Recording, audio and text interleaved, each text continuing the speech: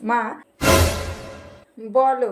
বলছি আমি অফিসে বেরোচ্ছি, ঘরের আমি সব কাজ করে দিয়েছি, রান্নাটাও করে দিয়েছি, শুধু ভাতটা নামানো হয়নি, ওটা একটু আপনি নামিয়ে দেবেন, ঠিক আছে? আমি আসছি তাহলে। তা বলি বৌমা, তোমার অফিসে কি এমন কাজ থাকে গো যে তুমি ঘরটাও ঠিক করে সামলে যেতে পারো না? আর বলি 10 মিনিট যদি দেরি হয় অফিসে যেতে, তাহলে তোমার কি খ্যাতিটা হবে শুনি? 1 মিনিট মা, আমি এক্ষুনি আসছি।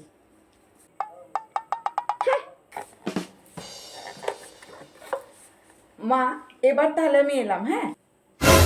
এইটা কি গো বৌমা? ও এইটা, এই ইন্ডাকশনটা আমি অফিসে নিয়ে যাচ্ছি। সারাদিন তো ফাঁকাই বসে থাকবো, তাই ভাবলাম রাতের রান্নাটা অফিসে বসেই করে নেব। রাতে কি রান্না করবো বলুন তো মা? চিকেন করি? ও, চিকেনটা তো আপনি আবার খান না। হ্যাঁ, মাটন মাটন করবো আপনার জন্য, ঠিক আছে?